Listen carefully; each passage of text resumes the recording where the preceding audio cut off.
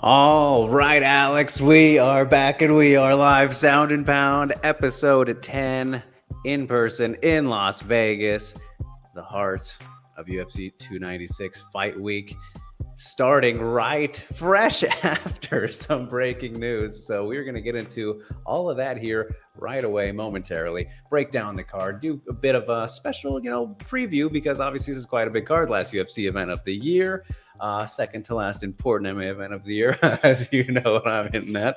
But yeah, we're going to get into that, of course. We'll do the movie club as usual, Q&A. Feel free to get your questions throughout, comments, concerns, all that good stuff.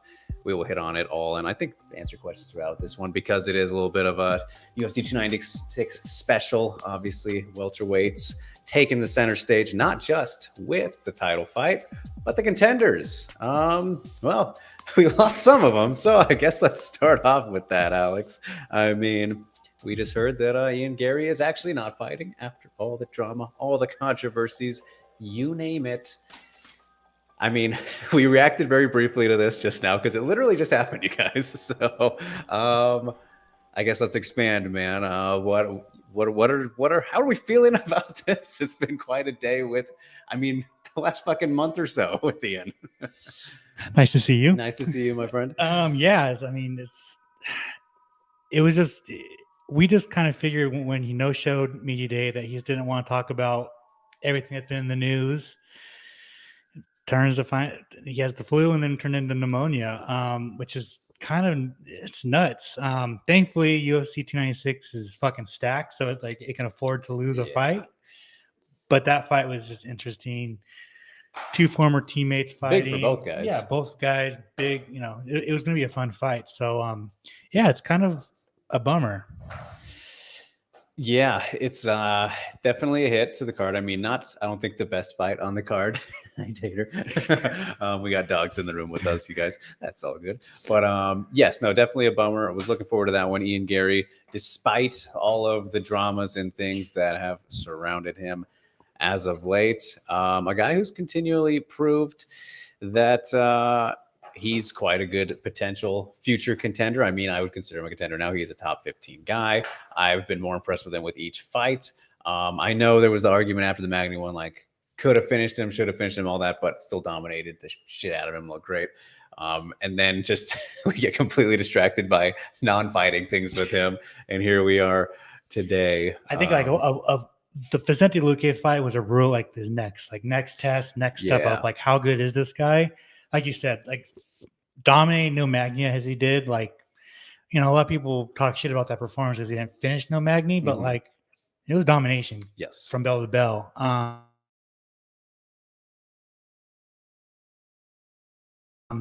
So it was just kind of he showed that by shutting everybody up by dominating RDA. Yeah. Ian Garry is right. Is he worth all this hype or not?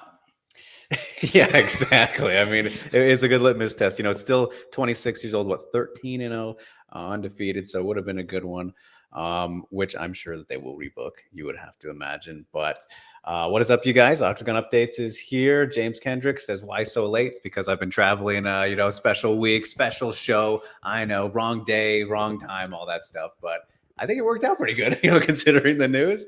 Alvin is here. Good to see you, sir. He's excited to watch the celebration of combat sports. That will be 296. Yes, indeed. But Alex, let's talk about, still with Ian Garry here, we know how this is going to be received and how it's already being received because of the things that have been going on. The cut cold flu is what people are saying that he caught. So, we haven't really talked about that stuff too much. It's been a lot of things with him between personal life, actually, fighting related with the gym stuff. Just his form of, call it trash talk, mind games, with Jeff Neal and Neil Magny. Magny was trash talk for sure, but, with the shirt and stuff. Anyway, how are you feeling about him and what he has, what's been around him, I guess, and how it plays into all this? We know how he's going to be received, and he's not a very likable guy in the community at the moment. Yeah. It's interesting. His trash talk is I think it can be clever. I think the Neil Magny stuff kind of went too far, especially knowing that like Neil Magny, dude, he's a gem of a human being, and now he has to kind of deal with the backlash because of that. Yeah.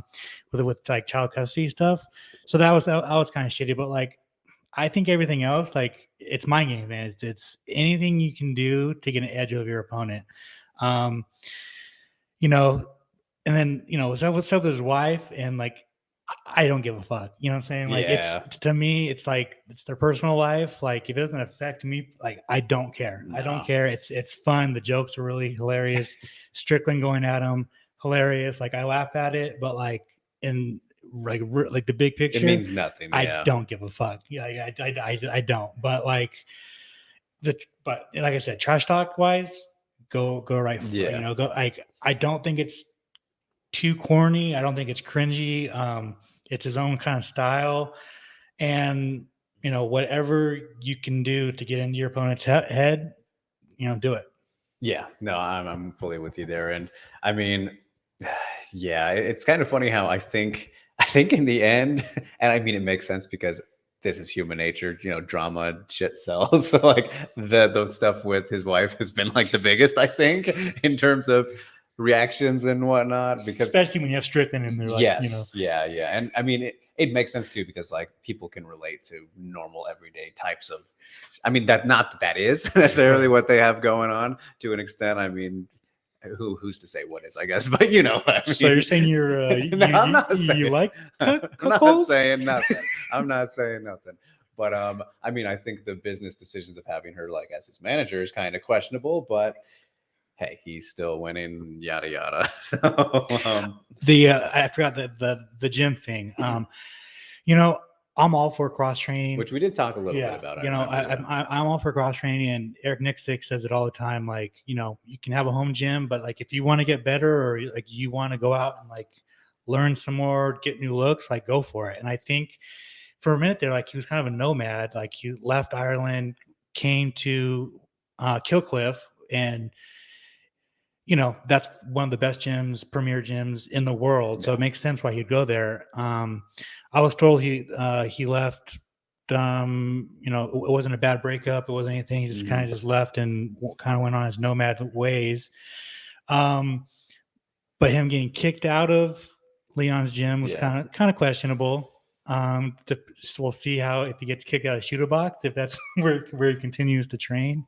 But like, if a trend starts to happen where he gets kicked out of gyms, can't maintain a home. Yeah. Like, that's kind of a weird thing. But I mean, that's a problem with a lot of fighters. I talk to coaches, like, if one fighter can't get one home, like, you kind of see it in their career. Yeah. So I mean, that's what I was about to say too before we went on air. Is like, it's gonna be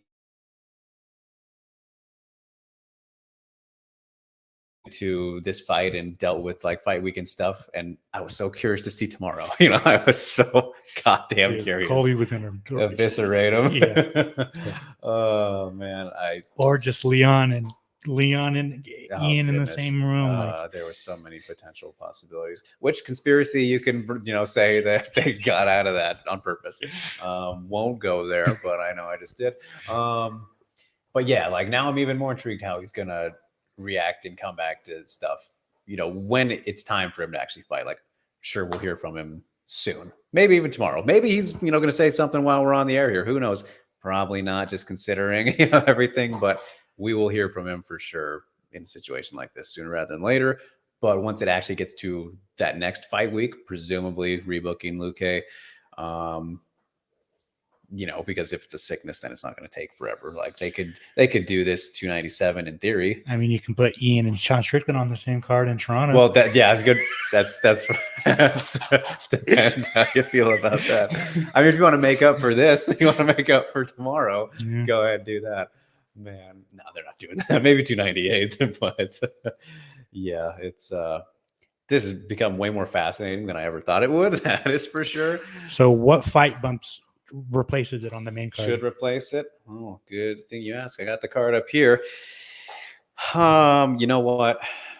You said before we went on air, Emmett Mitchell. I don't think they will because they don't typically move that final spot as much as it should, and I think that just makes sense. But they never fucking do that. You notice? So it's going to be Garber and Kelleher.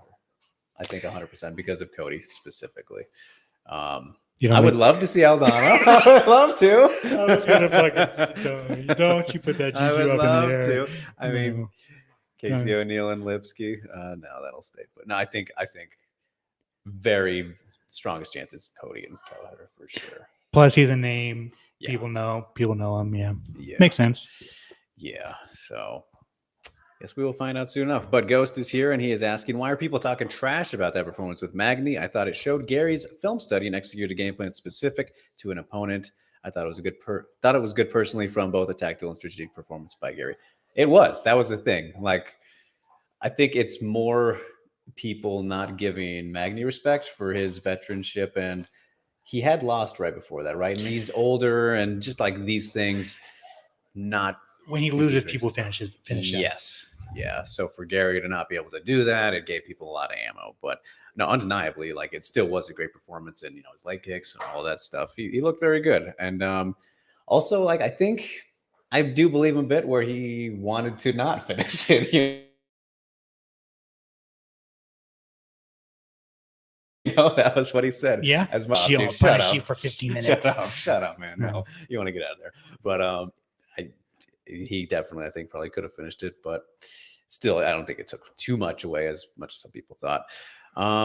So, all right. I mean, let's continue on here through things. And I'm sure we'll get back to more Garry topics. But Jay is here, and he's asking thoughts on Paddy. Think he will pull it off. So let's get to the next European,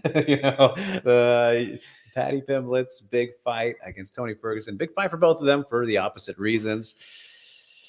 I mean, fight week now, Alex. Just we're feeling the same about it, or are you getting any different vibes being around him today? I mean, I have to admit it. I'm one of those guys that's holding on to the corpse of Tony Ferguson, respectfully, Yes. And I picked him to beat Bobby Green. Way back in 2020, I picked him to beat Charles Oliveira. Wow, okay, you were really hanging on. I'm hanging on, and I just feel like in the pit of my stomach that even this version of Tony Ferguson should be able to beat Pat.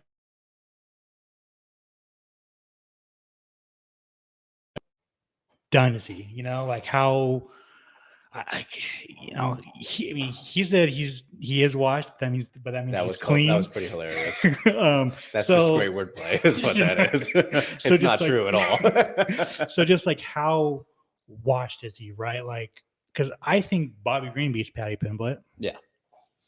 So I don't know if it's me, I'm so low on Paddy and I'm still have this glimmer of hope for Tony, but realistically, I think if they go to the ground, Paddy probably finishes Tony. If Bobby Green can tap Tony Ferguson, I think Paddy can. On the feet, do I think Paddy can knock Tony out? He's got to catch him with a good one. Yeah, right. So I think if it stays standing, Tony can do it. Me, I don't know. I'm sounding like a broken come on, Tony, do it. But I don't know. My heart wants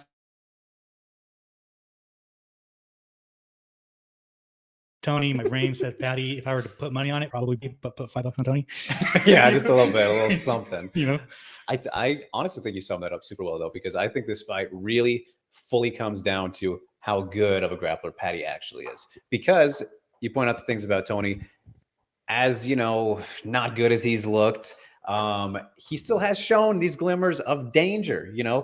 Great first round against Chandler, knocked down Bobby Green, didn't he, in the first round there? And honestly, I didn't think he looked that bad against Nate Diaz, as a lot of people thought he did. That's me. I know I'm alone in that, but I thought he looked first round Tony against Chandler. First round Tony against Chandler. He's gonna wipe up Paddy. That's the thing. On the feet, 100%, he has the best chance. Just I think with that evidence alone, and historically, his diversity is insane. And Paddy's clearly not a great striker. He has shown power. If he lands, that's why I was saying, if he can at least get that one clean shot on Tony. But even then, it's still when it comes to punches specifically, we haven't seen Tony put out necessarily that way, which is going to be the way Patty's going to do it if he does do it. And then vice versa. If he just lands that one thing, if he slices him up, if he lands his couple elbows in tight, fights that nasty vintage El Kukui way, that'll be all he needs, in theory. But then the other thing is, Alex, how much should we factor in the layoff? Full year, an entire full year for Patty. In terms of this matchup, I think he's getting it the best he could, but like, that's always a question mark. Ring rust. Tell me what you think. I'm going to see how long his biggest gap is between fights real quick here. Yeah, I think ring rust, it's dependent on a fighter. How much did you train when you were off?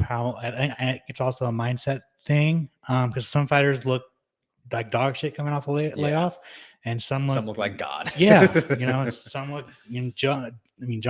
Obviously John's the best fighter, but like someone like John Jones or Dominic Cruz, blah blah blah blah. You can name a few of them. GSP. Yeah, exactly. The other thing is those are goats.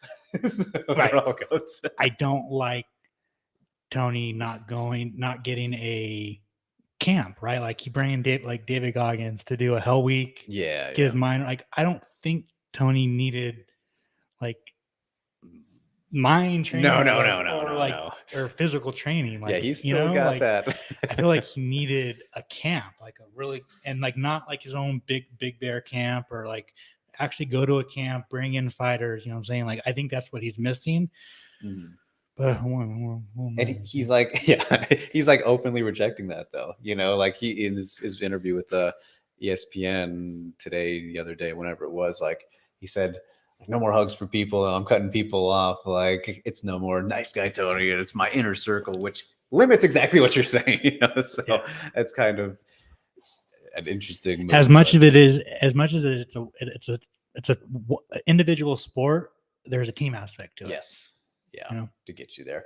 And by the way, Patty has actually been out longer. He had a 2-year break between his Sorenbach loss, his very last loss actually, and then his Decky Dalton and Cage Warriors, which he came back and won with a knockout. So, obviously levels to the competition there, but so he has been out, and I don't know what the reasons were for that layoff either, but was that between, no, it was lightweight to lightweight. So yeah, we'll see. That's the thing. You can't really judge until it happens. And of course, I'm sure I didn't hear what he said, but he's probably said that it's not going to be an issue, all that kind of thing. He just keeps saying it's a lose-lose, which it is.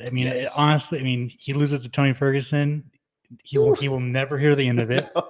And he beats Tony Ferguson. Who gives a fuck? He beat Tony Ferguson. Does he break BJ Penn's all-time loss record in the UFC with his loss? He's going to tie it. Yeah. Oh boy. Well, the thing is, I think if Tony beats him and then let's say goes on a small winning streak after, that'll help Patty. If it doesn't happen, then he's fucked. So I think the jury will be out a little bit, if you will. But there's a lot of questions about it. But I'm very fascinated. It's gonna be pretty crazy. Careful, Tater. As James going back to Garry says, but we know that Garry is not here to be Irish. He's here to be Brazilian. So that's funny. Os. Octagon Update says Charles too nice. Talking about Oliveira, maybe? Oh, saying that they won't kick him out of Shooter Box. Oh, right. Diego might beat though, is what he says. James says, what's wrong with being a name fighter going from gym to gym? The current UFC strawweight champion does that to learn from different people. I don't think we said it's wrong exactly, but it's all about, I think, the attitude and the approach to it, obviously. And obviously with Whaley, she's doing it pretty right, and she still has her main coach that's always been with her going around, and it's a personality thing. Plus if she's not in China, she's gonna go to Fight Ready, she's gonna go to Las Vegas. Yeah. So is what it is. Everybody's different. Alvin says sorry he's gonna miss the Drelex Movie Club. All right, man, you can watch it on replay. Appreciate you tuning in anyway. Rio asking, why do women who lose in dominant fashion get put on the prelims like Aldana and Lemos?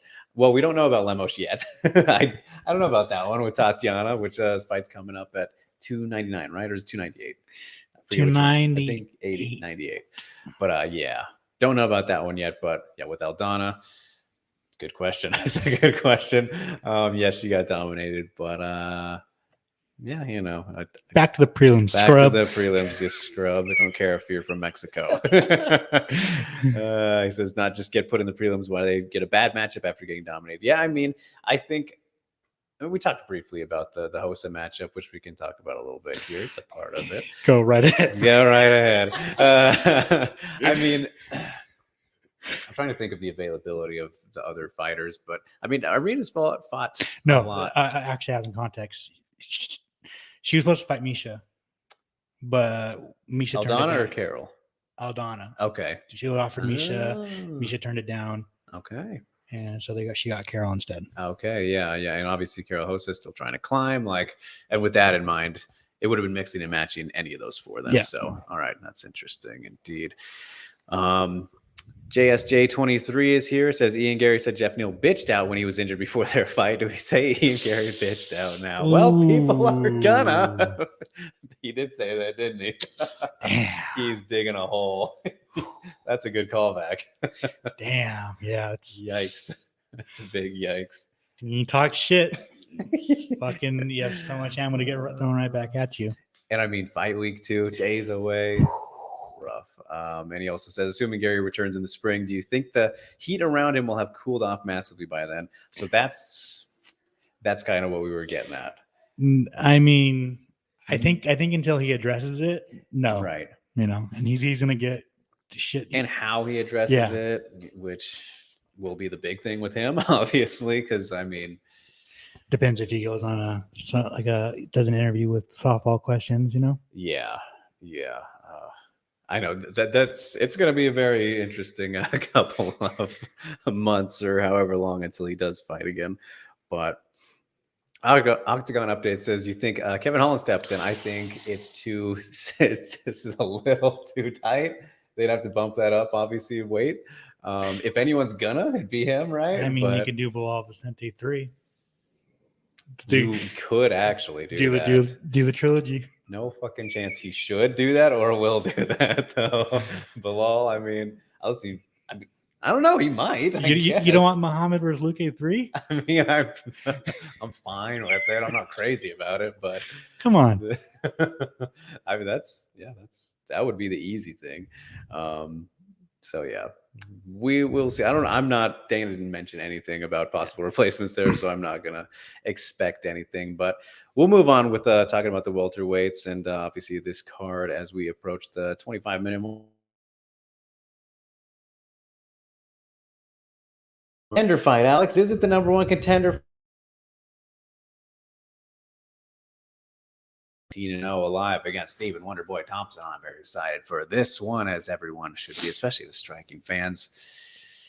But what do we think in terms of how it's going to go down? How much faith do we have left in Wonderboy is the real question here. Because really, Shavkat took a lot of shots against Jeff Neal. I mean, his chin was fucking impressive. But obviously different strikers, stylistically, all that. But Shavkat can be hit is what a lot of people forget about the Neal fight. And I see the look on your face here. So go ahead. I had someone today, Shawnee Mac,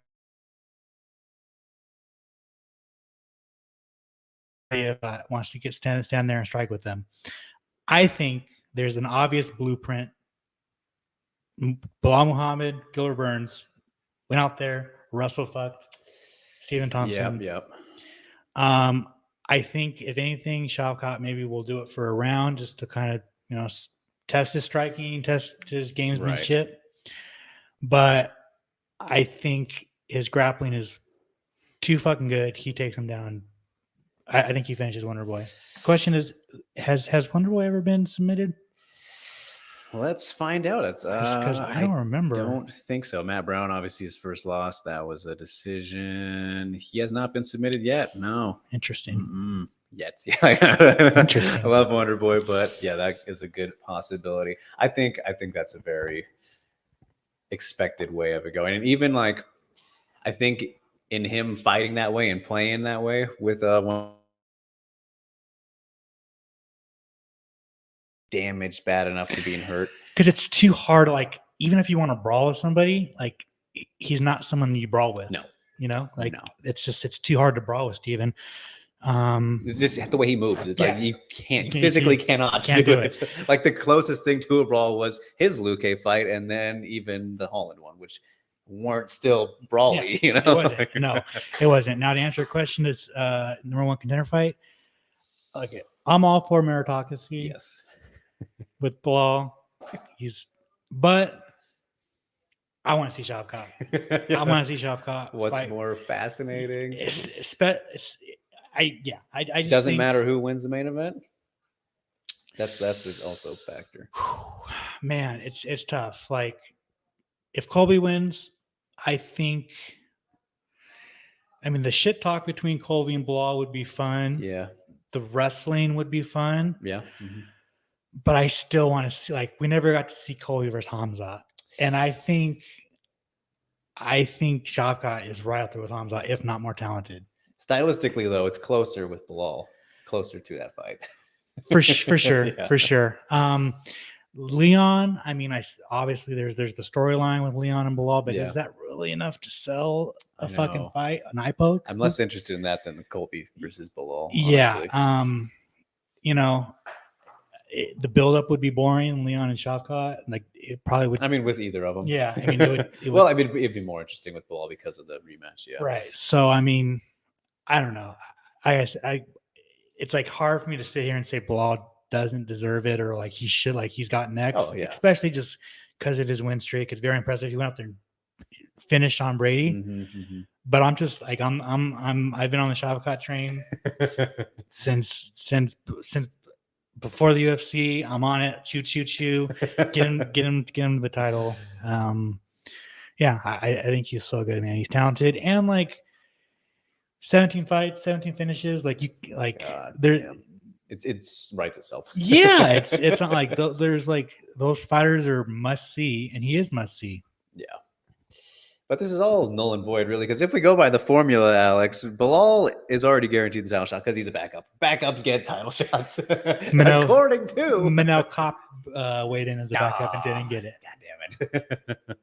Pavlovich, though. I'll think of another one. I'll think of another one. Keep going. Keep going. Yeah. I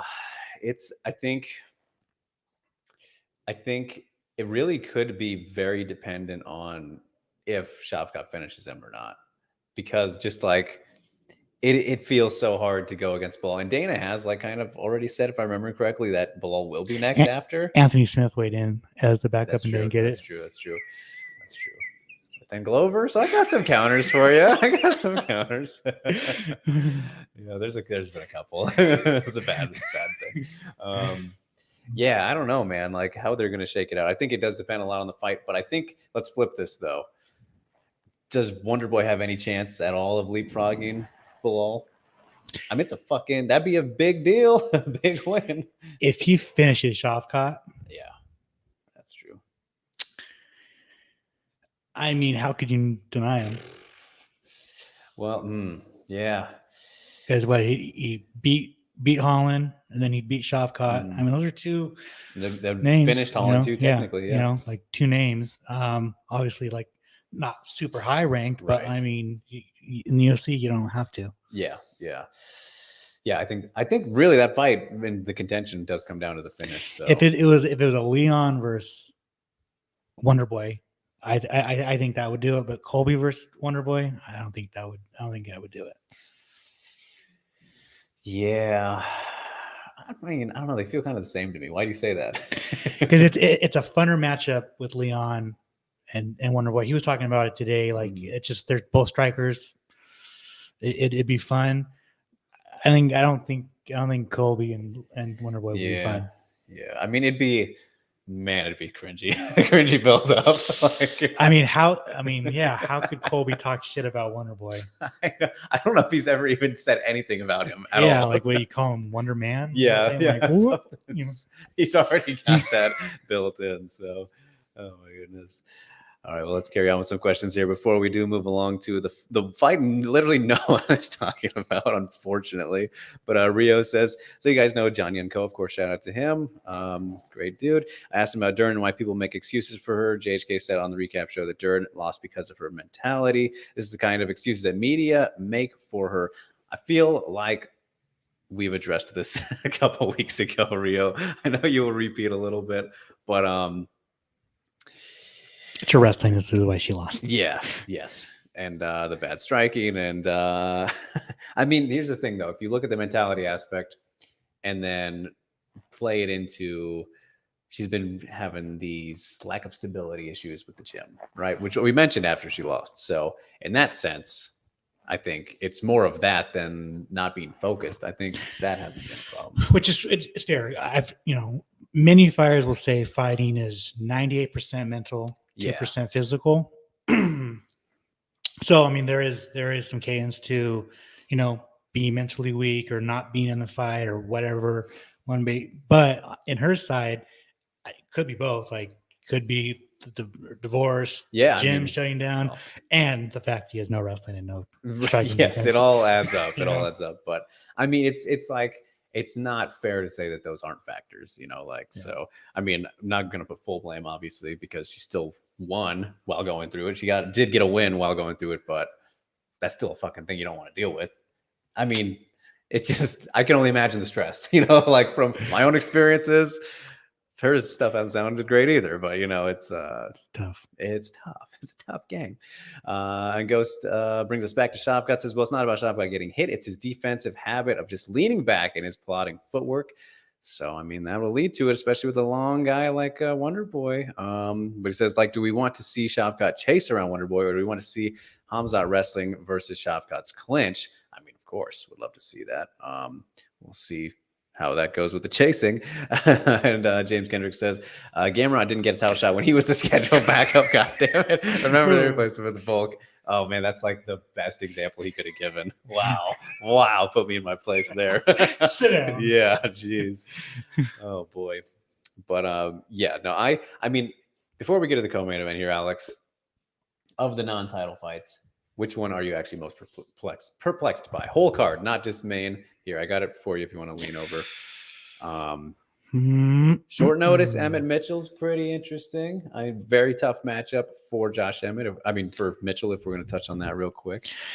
Yeah, that's interesting. It's another one where, did the damage he took against Ilya, alter his career, right? Is it like, I'm not going to say, is it life altering, but, is it, career altering, Don't think the Ige one showed us enough to answer that question. He had the eye damage there. Got through that. But. No, I just don't think Bryce can take Josh down. So So what's his path to victory? Is he going to outstrike Josh? Unlikely. Unless he clinches him against the fence. I don't know. That's very fascinating. Casey O'Neill's return is fascinating to me. Lipsky looking finally like she's got on track. Lipsky looks good. I've seen Casey train this camp. She's on point. She has something to prove. That Cody versus Boom matchup is does nothing for me. It's tailor made. So it should be in theory. It could be either Cody knocks out Boom or Boom knocks out Cody. How many knockouts does Keller have in his career? I got to see this here. What's your guess? Can't be much. Right? Tell me how many fights he has. Okay, Kelleher has 38 fights. Say he has 15 knockouts. 8. All right, there we go. Yeah. Okay. Yeah. I mean, it's another thing. Cody, Tony, Josh. How. Where is he? Where is he? This is Cody's second fight since being in Vegas. Boom is on the tail end of his career. This is, it's just kind of it could be more motivation. Yeah. 1000%. So that early prelims, Minifield versus Jacoby is fun. Mm-hmm. Andre Fili is always fun. Yeah. It's crazy at Randy Brown. I was going to say that one's pretty, dude. That's slappy. Opening up the card, That's crazy. Yeah. But yeah. So other than the co-main and main, I mean, it's probably got to be Tony versus Patty, just to see like what Just happens. the wacky intrigue Yeah, of it. just Yeah, like what happens, the you know? reverse momentums they got going on. Yeah. Even though Patty's is kind of fictional, if we're gonna be honest. Yeah. So yeah, I think it's between that one and Shavkat for me. I mean, those are completely opposite types of intrigue. Right, They're right. like actual legit fine fight versus. I mean, the other one is too, but it's in a very different way, obviously. So Right. But anyway, what's gonna be very. I mean, probably front runner for fight of the night, if we're going to be honest, is the co-main event, which nobody gives a shit about in terms of talking points. But Pantoja Royval 2 is like just guaranteed. If you remember the first fight, my God, both these guys just in any of their fights. But holy shit, Alex, like when I sink into this and think of it right now, I can't wait, dude. I can't wait. Are you hyped for this? I love the fight, and I'm trying not to be biased because, like, I know you're a raw dogger. I'm a raw dogger for life. He's a pal. I love that guy. But like, there's an argument to say like Pantoja's been the most underrated flyweight since he's got to the UFC. 1000%, and he just never got a shot. So it's tough, and it's tough because Pantoja finished in the first fight. Yeah. But I just there's just something in the air with maybe I don't know. I'm just like talking myself. Yeah, you totally are. You totally are. Pantoja's only got better since then. Yeah, 1000%, and he beat Brandon Moreno. Yeah, yeah. It's gonna be fun. It's gonna be chaos. For as long as it lasts. Yeah, for as long as it lasts. It's another thing where my heart says Royval, my brain says Pantoja. Yeah. I'm not with you, but I understand where you're coming from. I feel pretty. Bet Pantoja. Put some money on Royval. There you go, a little something there. Yeah, no, I feel pretty comfortable about Pantoja in all regards of this one because I mean, just when you look at the improvements again since the first fight, I do think that Pantoja's definitely improved more. Like, I'm not going to say that Royval hasn't improved at all, but it's just there's been a difference in the improvement amounts, you could say. And just Royval hasn't lost since losing Pantoja. Yeah, so there's that. And a rematch factor. I mean, that is always something that you can obviously go in both directions with it for each fighter. But yeah, Pantoja's he's something else, man. So like with this fight, I think it is going to be madness. And I think that's where Royval needs it to be, though. He needs that chaos. I mean, they're both great in the chaos, obviously, as we saw against each other and just all the time. But it's like, how do I describe it? There's a phrase that gets brought up more. It's like, I don't know, who's gonna fail first, kind of type of thing, right? 1000%. Like that's the thing about like Royval is like he puts himself in danger to win. Yeah. Right. And that's a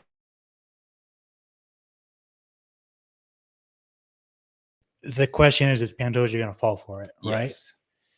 Yeah. Will he be smart and like go for takedowns in those moments? Which again, the scrambles will be incredible, but like his approach to dealing with the fire, I think that'll be the big question. But in the end, gonna make the picks here. I'm gonna take Pantoja again, and I think honestly probably another second round finish. A submission again. I think it was submission the first time, right? I believe so. Okay, let's see. No, I know it was second round. It was the Vittori Costa fight card. Yes, it was a rear naked. Yeah. Or Canada Gaslam. Damn. Yeah. So official for you. What do you think? And you gotta put it out there. Putting you on the spot.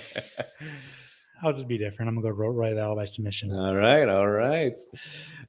Go says, do you remember the word techers? Of course. Pantoja versus Royval 2 is going to have some awesome leg entanglement techers. Oh boy, can only hope so. Striking wise, it should be funny because Royval has cool step up knees. Yes, he has some pretty good nasty ones there. While Pantoja is has a wacky double rear hand straight. Yeah. I am looking forward to it. Rudy here says Royval keeps it standing and puts it on him. Late TKO. Bold stuff, Rudy. I like it. I like it. I do hope it goes longer. Honestly, of course, we're getting the extra time. Rematch. First fight was awesome. Both these guys are great fights.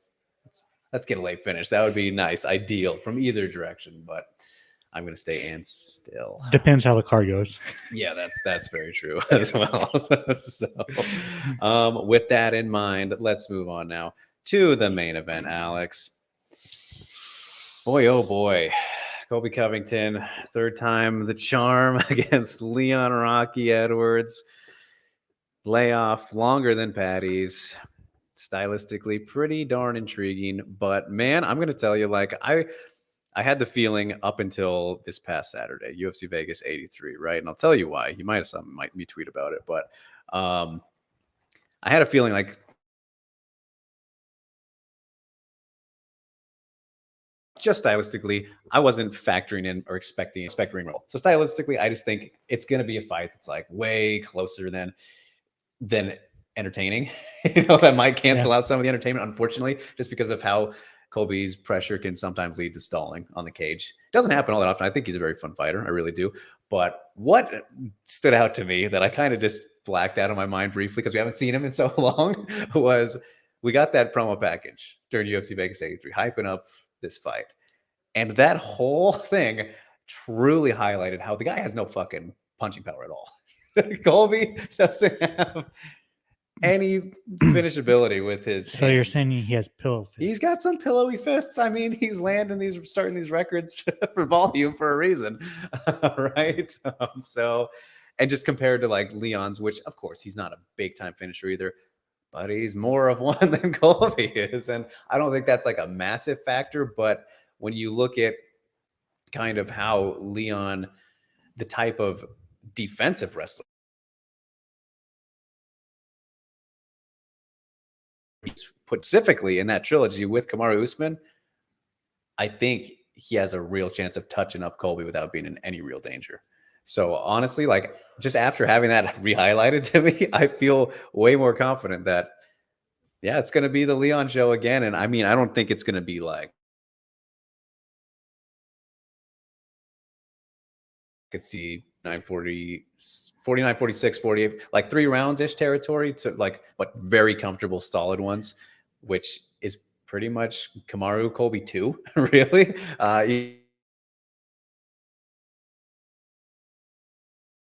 But man, like fight week, obviously they're both fucking fully confident in each other, but what are you gonna point out and prove me wrong on? No, who do you think has more finishes in the UFC, Colby or Leon? In the UFC? Yeah. I bet they're tied. Colby has more. By 1? Yeah. Okay. Well, one of those doesn't count because Woodley had a rib injury. That's funny. Yeah. So, it's a really tough fight to call, and I've been going back and forth. I was asking the media members today, like their opinion on it. It's just I think I agree with you that like ring rust isn't going to be a factor because Colby, especially with his style too. Colby has had layoffs, yeah, before and hasn't missed a step. So the thing that like kind of brings me back is kind of like MMA math in a sense, right? Yeah, it's fair, especially here. Like I think that second Edwards Usman fight really the third one, the trilogy. The third fight really kind of like showed like Leon's he's here. Leon's good. He doesn't have to worry about wrestling. And his defense might have been the highlight of that fight, really. 1000%. So if Colby can't get him down, is he gonna outbox Leon Edwards? I don't think so. That's the thing. Is like Colby does a lot of the same thing, really. He throws his hooks, he'll jab like maybe to start it every other combination, but he's so much volume that it takes away from his technique. Is also like what I noticed with that. But then you look at like the combinations that Leon will put up, and I mean throwing out those head kicks to set up future head kicks or other body kicks, whatever. Like Colby just doesn't have that. You're right. And like when he fought Usman, the first fight, Usman did not train his stand up, right? Yeah, Like yeah. he didn't go to Whitman until after that first fight where his striking got better. Mhm. And then that second fight was much Right. more competitive. Yeah, it's tough. Because I just don't know where Colby beats Leon if he can't take him down. Yeah, I mean, Because like a couple of years ago, like on paper, this is a fucking nightmare matchup for Leon Edwards. Yeah. And I Yes. would have picked Colby 100 times out of 100 times. Pretty much before the Usman rematch. 1000%. Yeah, 1000%. Like everyone's like, oh well, he's the unknown king, uncrowned king. So that's what's like kind of tying me up is I don't know how Colby beats Leon. So with that being said, like it's hard to pick against him. Yeah, it is. But I want the Trinity to come alive with Sean O'Malley, Sean Strickland, and Colby Covington as champions. Oh, no. It has to happen. It fucking has to happen. This year, it's the end of the year. My meme that I started when Sean when Strickland won. It just has to happen. It has to happen. So I'm putting it out in the universe that meme has to happen. So Colby has to win at some point. Oh my god, that would be just the ultimate chaos. Oh. We're writers. I need to put that. I need to fit that in an article tomorrow. Call the girl. But okay, with that in mind, we're both picking Leon, right? I think I'll go decision, as I was kind of hinting at there. You as well. Think you'll finish him? Submission? He's gonna take Colby down.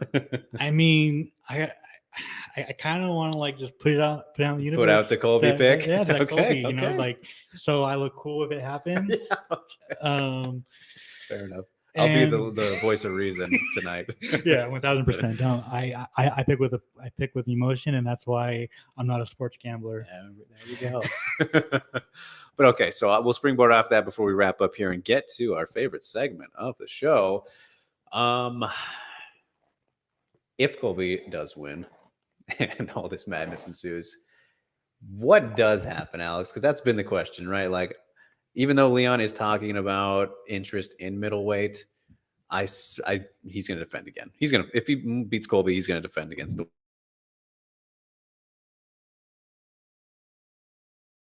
He's setting up the potential for up or down champs. The up or down champs. Obviously, Leon.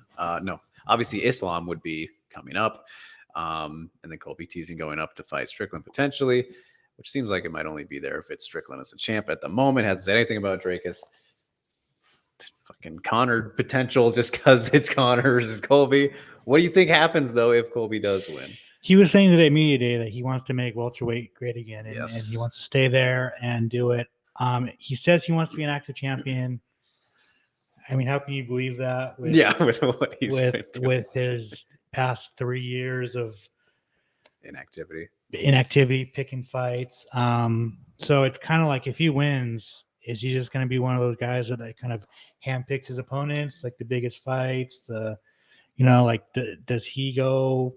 Like, does he fight Shavkat in his first title defense? I can't imagine it. Like, what's the biggest fight in the welterweight division?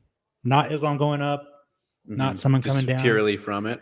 The top 15 welterweight division. I hate this. I hate that I'm about to say this, but it's the Usman trilogy. Isn't it? Right? 1000% is the biggest fight. But how can you sell that with Usman coming off 3 losses in a row? No, I don't know. Like he will need to win one at least in the meantime. So then that'd be Colby being inactive, maybe go up. Like there's that possibility. But yeah, I mean, it's just not. There's no clear guy that's next, right? Like obviously there's Bilal, but like, I mean that is the one. But it's like, yeah, will they actually? And I think. It would end up being it's Usman's the answer. It is. Or like if Garry would have fought this weekend, knocked out Luque or something, like maybe you could just the fast fastest track of all time. You're right. It's wild, huh? It is Usman Covington 3. Oh Yep. man. Yep, sorry, but that's future booking, so we'll see. We'll see. All right. Well, before we wrap up with that, Since you're going to the MMA awards tomorrow, can you bring up can you do your predictions on who's winning? oh, good call, good call. Tomorrow, the World MMA Awards, you guys. So let's take a look at the nominees. Even though, admittedly, I really don't like it's the time period. Yeah, That's the thing that's stupid. the problem with this whole thing. But I'm excited to go. They're fun. Yeah. Here I had it emailed to me earlier. Should we do every category, or what are you asking me for here? Do like fights, the main ones, the big ones, the because they have a fights, lot. journalism, Okay. journalist, Okay. and maybe Yeah, good call. All right. So for fighter of the year, this is male fighter of the year. We got Leon Edwards, Aljamain Sterling, Israel Adesanya, Islam Makhachev, Sadabusi is in there. Where's Alex Pereira? Where is it? Well, again, this is between June of last year and July this year. So in between that time span, It's got to be Islam, right? that's what I'm thinking. Yeah. Yeah. No. Sterling and but Sterling had a nice year. Yeah.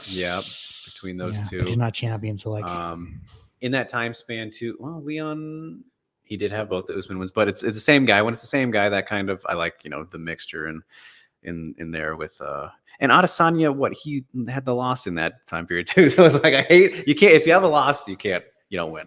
But yes, I think Islam, he's got the Volk win in there, like. Yeah, that kind of seals it right there. Female fighter of the year, we got Alexa Grasso, Amanda Nunes, Larissa Pacheco, Sekizawa, Liz Carmouche. Grasso, right? Yeah, probably. Again, it's hard to not have the calendar up here.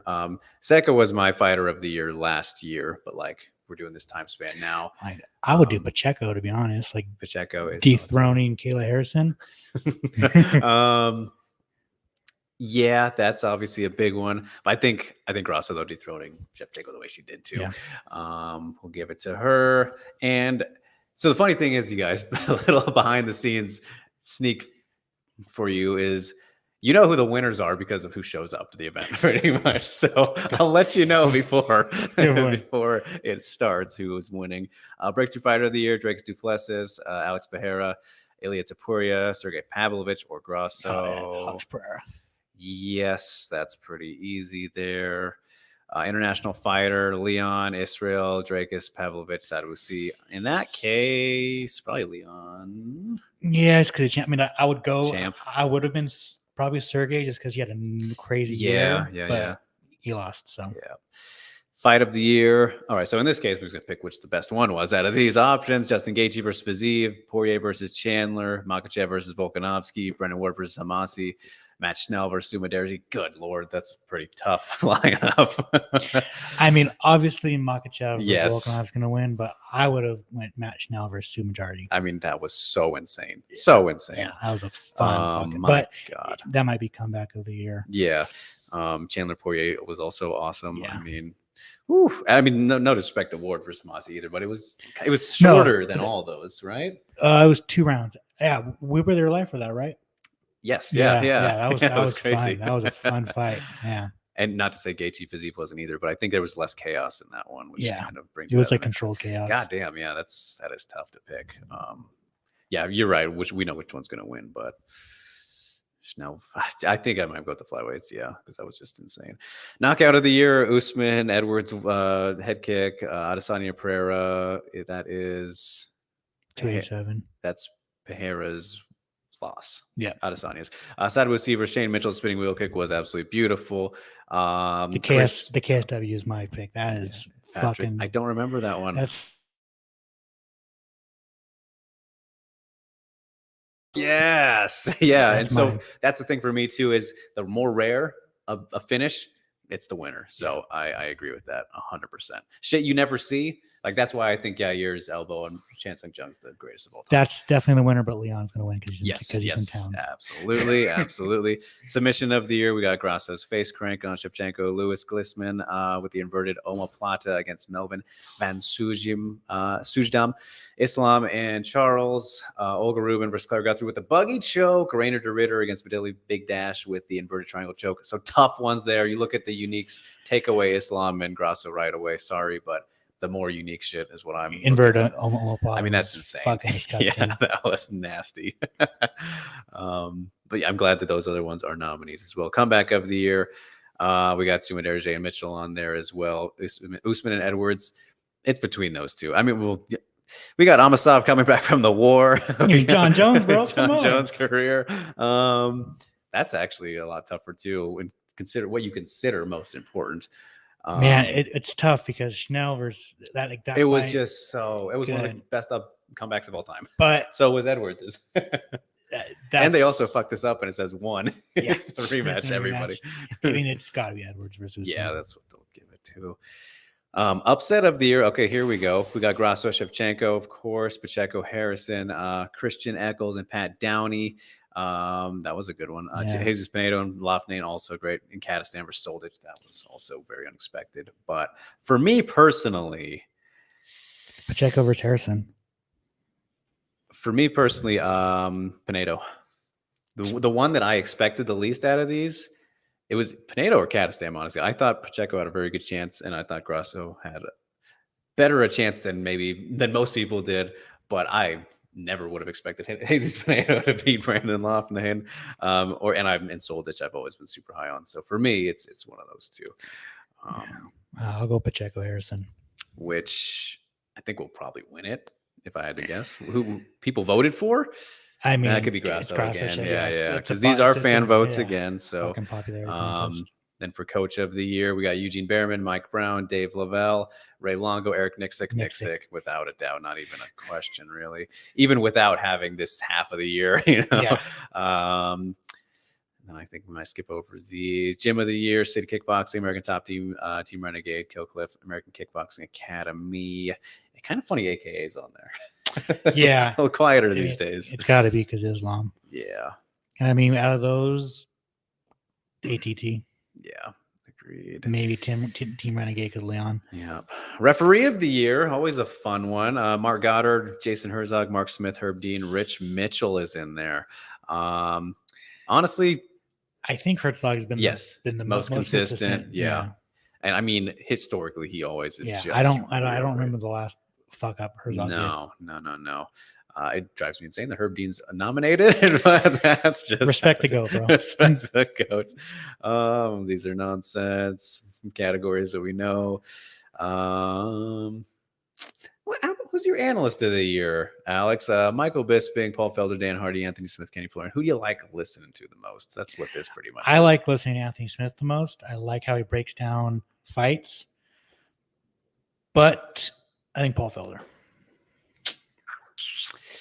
In terms of actual analysis, I think Dan Hardy might be the best of them. Who do I like listening to them? I do like all of these guys, really. If I had to pick who's going to win, probably Bisping is the most popular. So, best MMA programming is always a fun category, too. Well, I mean, it's kind of, they mix things that they shouldn't. So, the nominees. Contender series. Let's move on. Yeah, okay. Media source. We've been robbed, you guys. MMA Mania is not on. The nominees next year. We're coming. Come on, Sherdog. Yeah. What the fuck? When the fuck have they been relevant? You said it, not me. But yeah. We'll pass over that one. MMA Journalist of the Year. We got some of our boys on here, and I just got to say I'm oh so happy. Just completely thrilled that they nominated Nolan King, one of the OGs who I came up with from MMA Today. And I'll argue that Nolan should win because of his Cain Velasquez coverage. Yes. That's journalism. Mm-hmm. He was the only one doing it. He was there at every fucking hearing. Yep. Wrote about it in a dumb way where, that people could understand easier. You know what I'm saying? Because that jargon always messes people up. 1,000%. So Nolan King. Yes. But unfortunately, we know he's not winning because, again, this is fan voted. I actually think Aaron has a strong chance this year to win, though, like fan vote wise. You don't know? Ariel. Yeah, I mean, Come on. yeah, I know. We know that, but I think I saw some good love for Aaron yesterday when I was looking. Aaron's the man. Yes, he is great. Ariel. If yes, we know.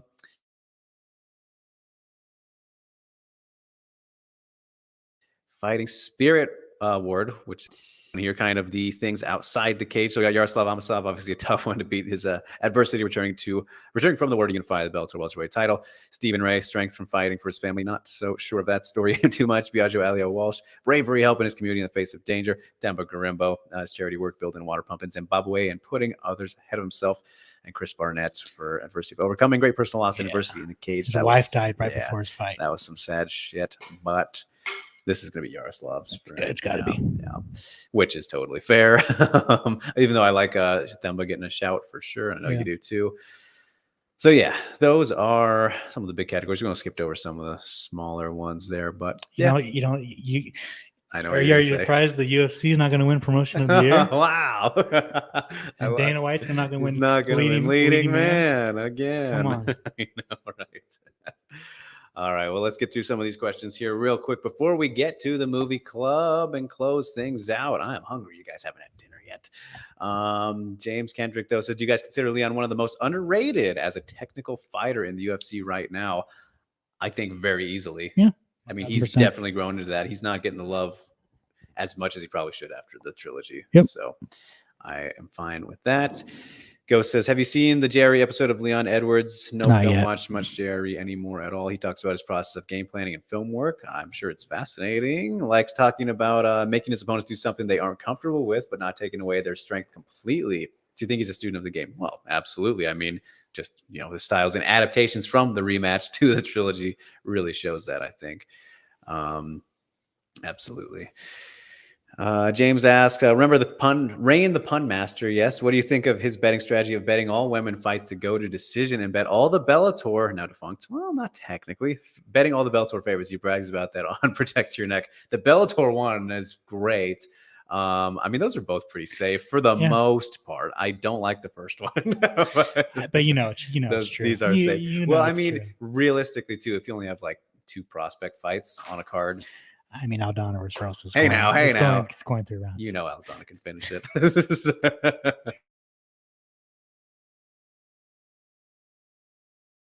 See if that changes in the future. Just remember, for Women Fighter of the Year, Whaley wasn't even nominated after 3 dominant wins that time period. That's true. Were they all fit in there, though? I believe so. That's insane if that is the case.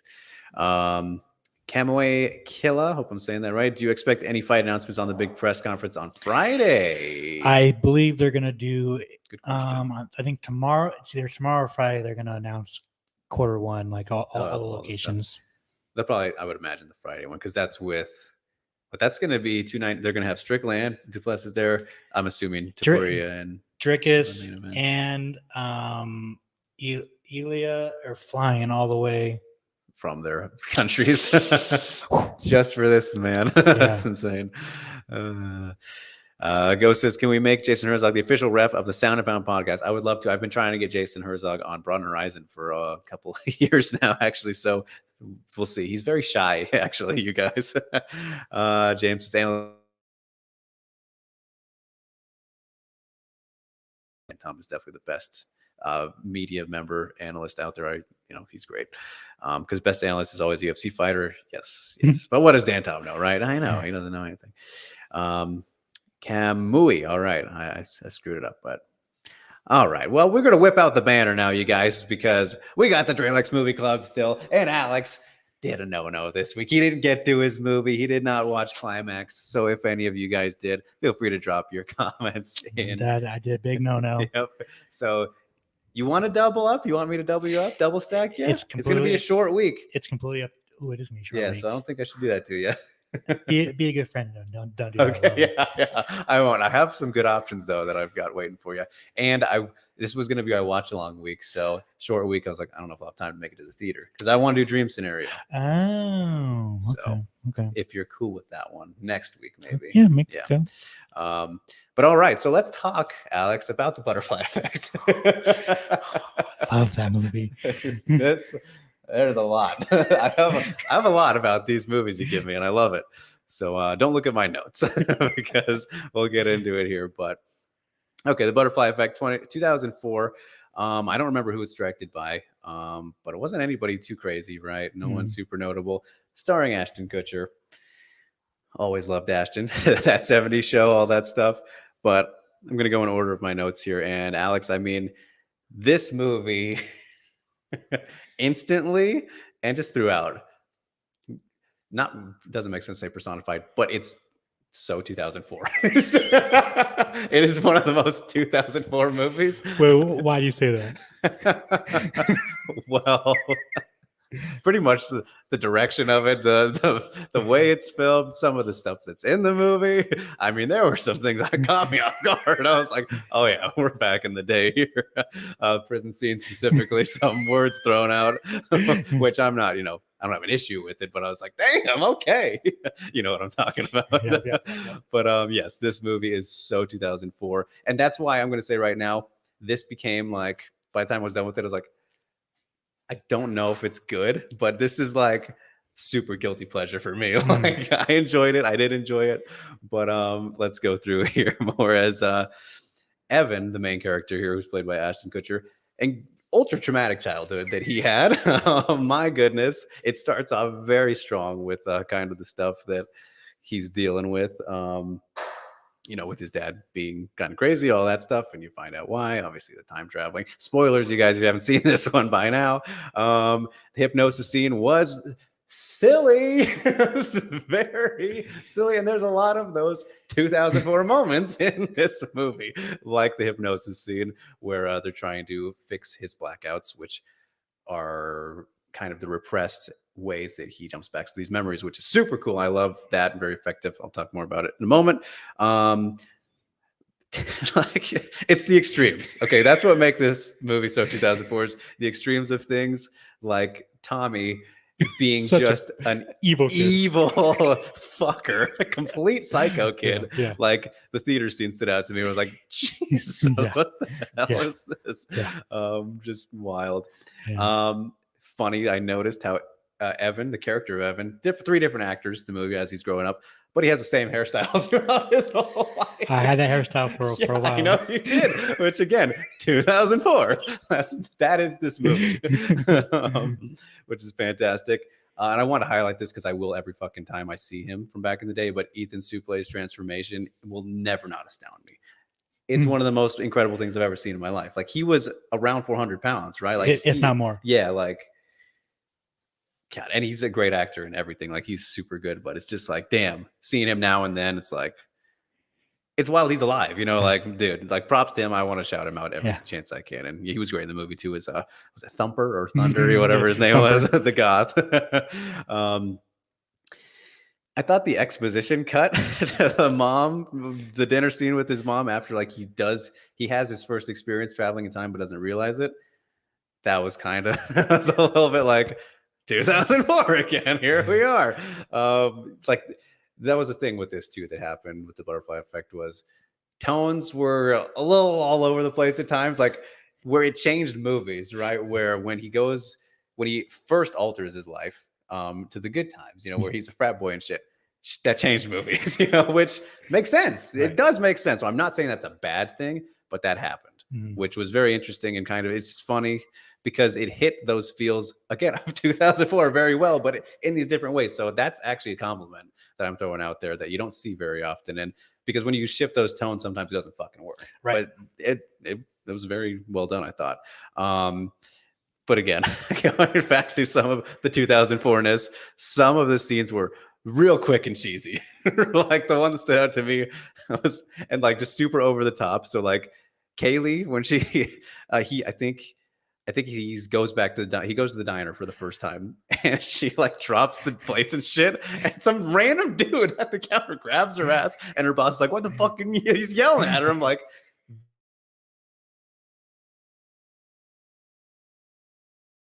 that's perfectly for this movie. So that was funny. I thought Ashton did very well, actually. I thought he would great performance throughout. Definitely the best performance. I mean, he was on screen for plenty of the time and all that, but he did very good. It's always kind of funny though. It feels weird to like give him credit for doing good acting. I know he's gonna do good things like Jobs and whatnot. And I think this might have been his first dramatic movie after the 70s show. Yeah, I mean, around that time would totally make sense. So yeah, like I mean, he's just so Ashton Kutcher is the thing that it's kind of Ryan Reynolds is him now, like those different eras of it's that guy, and Kevin Hart a little bit, like where you can't see the difference that much. But when you look at like how he's acting in these scenes, he did fucking really good. So I thought it was actually very solid, but he's like still Ashton Kutcher, like for sure. It's like it's peak Ashton in this movie. And like he wasn't even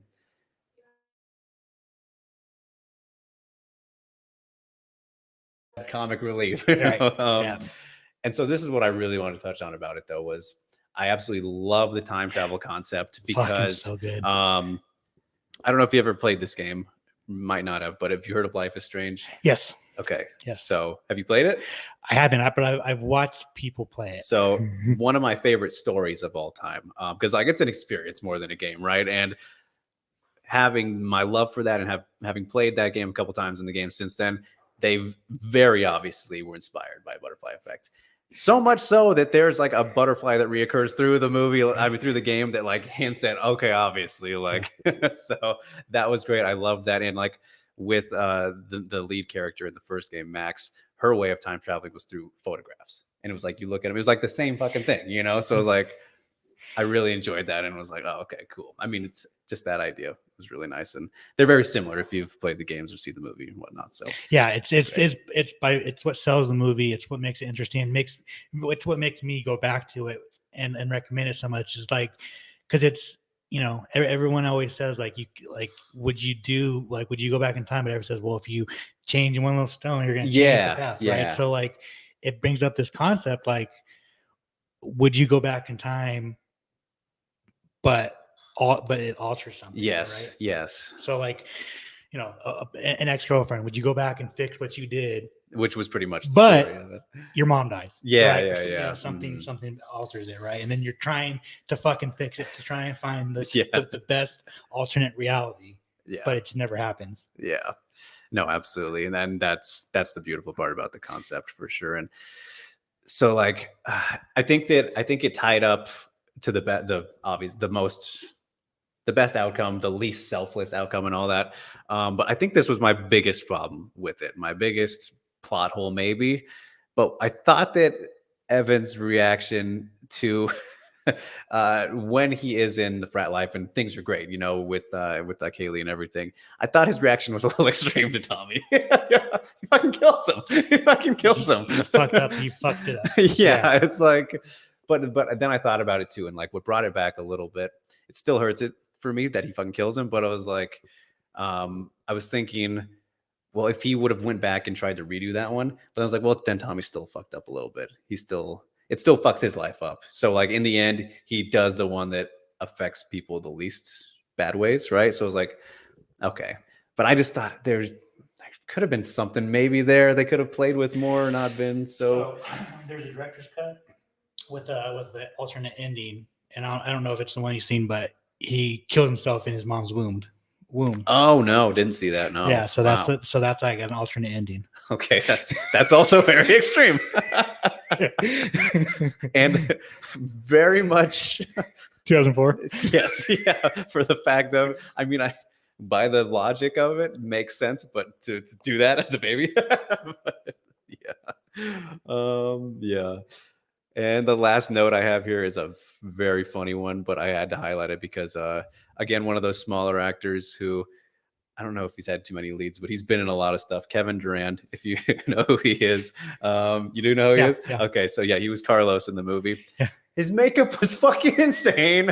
It was very racist. Turned into a Mexican. Yeah.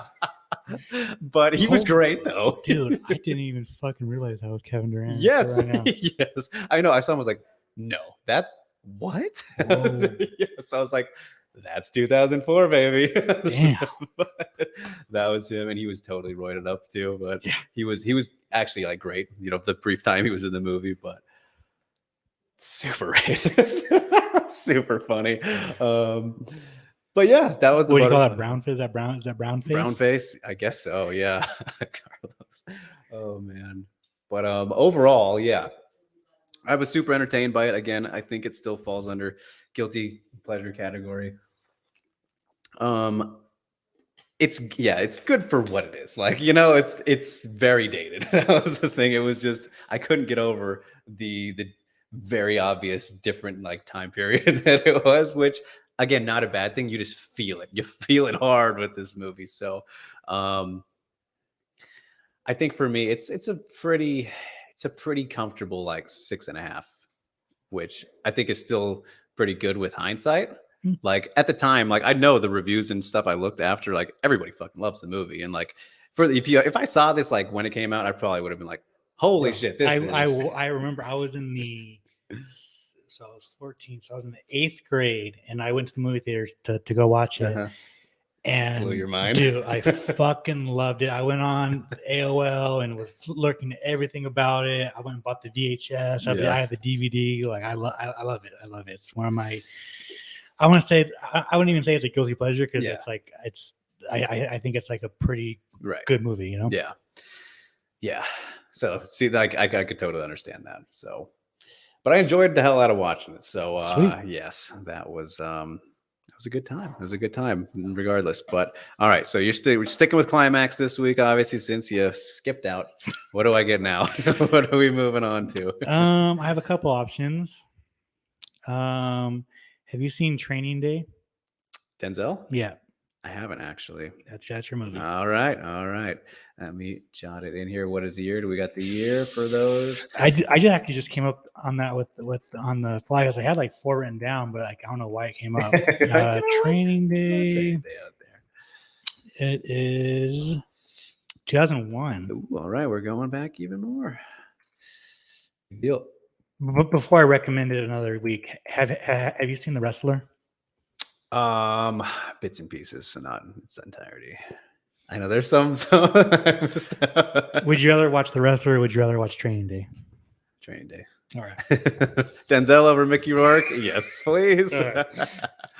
But all right, on that note, we will close out the Drelex Movie Club as well as the show, you guys. So we thank you so much for tuning in with us here at the obviously special, unique, special Wednesday UFC 296 edition. Start time Wednesday, start day, all that stuff. Hope you enjoyed. Hope you're looking forward to. I hope you have fun watching the movies if you do all that good stuff. But Alex will be on the scene with the UFC stuff. I will be at the World MMA Awards tomorrow.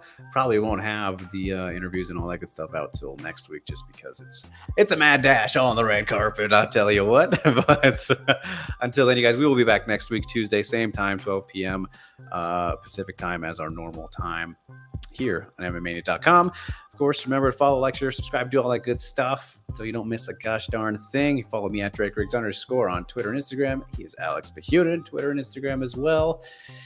Any specific plugs, my friend? Just got my tidbits coming out Friday. It's going to be a good one. Loaded? Probably going to be a long one, yeah, because I keep thinking of stuff. All right, and now Ghost is upset I haven't seen Training Day. I'm looking forward to it. He's like, yes.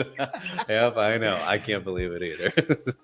But motherfucker. Yes. Yeah, I know. That's what the point of the movie club is. Get me to see these things I've missed out on. As for me, Brought Horizon episode 34 is in production, in the works, so that will be coming still before New Year's Eve, obviously.